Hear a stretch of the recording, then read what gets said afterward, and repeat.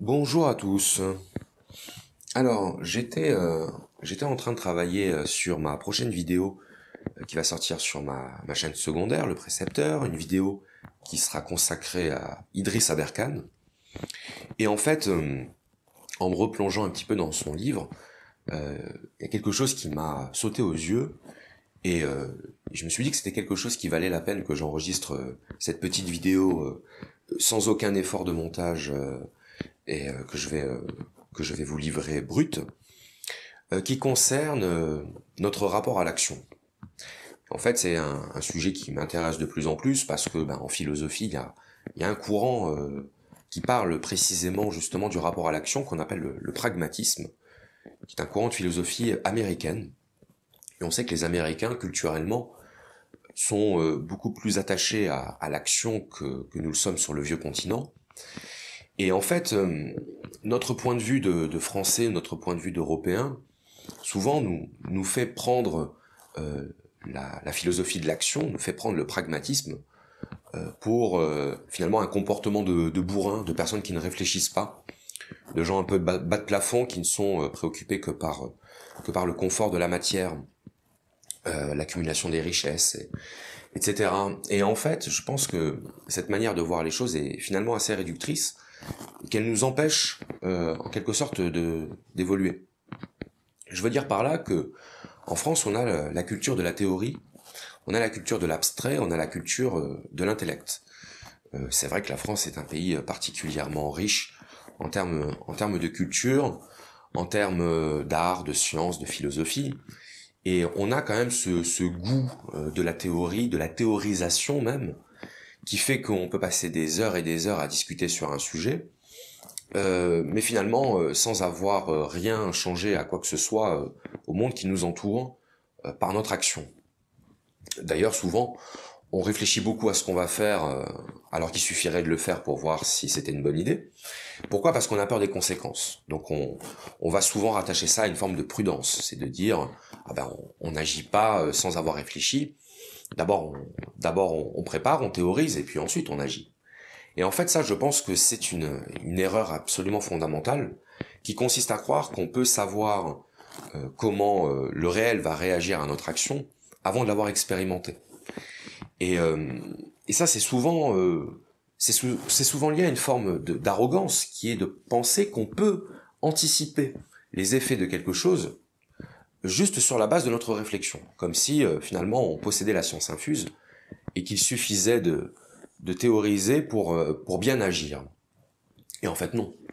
C'est-à-dire que n'importe quelle personne qui a un peu de bouteille, un peu de vécu, sait très bien que tant qu'on n'a pas agi, on peut pas être sûr des conséquences de ce qu'on va faire et que c'est justement l'expérimentation du réel qui va affiner notre connaissance et notre compréhension de ces rouages. En réalité, ce qu'on appelle de la prudence, ce qu'on appelle de la réflexion, je pense que ce sont des prétextes qui dissimulent une peur, qui dissimulent une appréhension. Comme si on avait peur de se confronter aux conséquences de nos actes et que l'inaction était pour nous un refuge qu'on faisait passer pour de la hauteur d'esprit. Le problème, c'est qu'à être dans la hauteur d'esprit, on est justement au-dessus du monde et non plus dans le monde, et le monde nous échappe. Souvent, des personnes m'ont demandé, lorsque je faisais surtout des vidéos d'analyse politique, oui, mais que faire? La fameuse question que faire? Et en fait, on s'aperçoit que derrière cette question que faire, il y a une paresse et il y a une volonté en fait de se laisser en retrait, de rester en hauteur, parce que en réalité, on n'a pas à nous dire quoi faire pour savoir quoi faire, ou en tout cas pour commencer à faire. Et si on commence à demander le mode d'emploi et la formule magique pour agir, c'est justement parce que on pense qu'on peut trouver la solution par la réflexion, qu'on pourrait finalement la matérialiser sur un tableau à la craie, et puis ensuite il n'y aurait plus qu'à appuyer sur un bouton et ça y est. Non, l'action, c'est justement le fait de cesser de réfléchir pour que nos idées s'incarnent dans la matière. Et le monde, comme on dit, la perfection n'est pas de ce monde. De la même façon, il n'y a pas Il n'y a pas de formule parfaite pour agir et changer le monde. Il n'y a que des expérimentations, il n'y a que des tentatives. Et c'est chacune de ces tentatives qui va ensuite nous réorienter sur la bonne manière d'agir. En fait, c'est quand on a fait suffisamment d'erreurs qu'on sait comment faire pour ne plus faire d'erreurs. Et ça, ce n'est que l'action qui peut nous l'apporter. L'erreur, au sens logique, au sens théorique, n'a pas beaucoup d'intérêt. Alors que l'erreur dans la vie pratique, elle est positive, elle est productive, elle apporte quelque chose. Elle apporte la conscience de ce qu'il ne faut pas faire, ou en tout cas la conscience des conséquences fâcheuses que peuvent avoir nos actions. Et en contrepartie, l'action nous permet également de savoir ce qui est efficace, ce qui est positif. Donc, dans tous les cas, l'action est positive à partir du moment où on est attentif aux conséquences de nos actes. En réalité, souvent on se définit soit comme quelqu'un de réfléchi, soit comme quelqu'un de spontané ou d'impulsif. Et comme souvent la vérité se trouve dans l'équilibre, on peut agir sans forcément avoir pris le temps de réfléchir suffisamment pour être sûr de soi, mais on peut agir et être attentif aux conséquences de ce qu'on fait pour ensuite faire un retour sur notre expérience. C'est ce qui s'appelle la réflexion.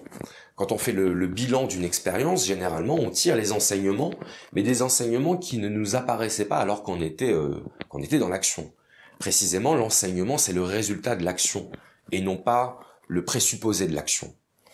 Donc, plutôt que de vous demander ce que vous pourriez faire, ou en tout cas, quel est le mode d'emploi pour bien agir, j'ai envie de vous dire, agissez et observez. Observez les conséquences de vos actes. Du moment que vous êtes animé d'une intention bienveillante ou d'une intention constructive, vos actions vont refléter cette intention. Et donc, toute question qui pourrait vous entraver dans le processus de l'action est une mauvaise question. En réalité, on se pose beaucoup de mauvaises questions. Et c'est là où je rejoins un petit peu la philosophie des pragmatistes qui disaient, mais une idée se mesure à ses conséquences dans la pratique. Et à partir de là, on peut se plaindre, on peut critiquer, on peut reprocher, mais la question de savoir est-ce que ça va faire évoluer le réel? Est-ce que ça va influencer le monde? Au contraire, est-ce qu'une action modeste, minime, à échelle individuelle, n'a pas finalement plus de portée qu'une grande réflexion qui serait partagée par des millions de personnes, mais sans agir? Voilà. Donc je voulais vous livrer ce petit élément de réflexion justement en vous encourageant à dépasser le stade de la réflexion pour vraiment investir le terrain de l'action. Et je vous invite à réagir dans les commentaires si vous le souhaitez. Je vous souhaite une bonne journée. À très bientôt.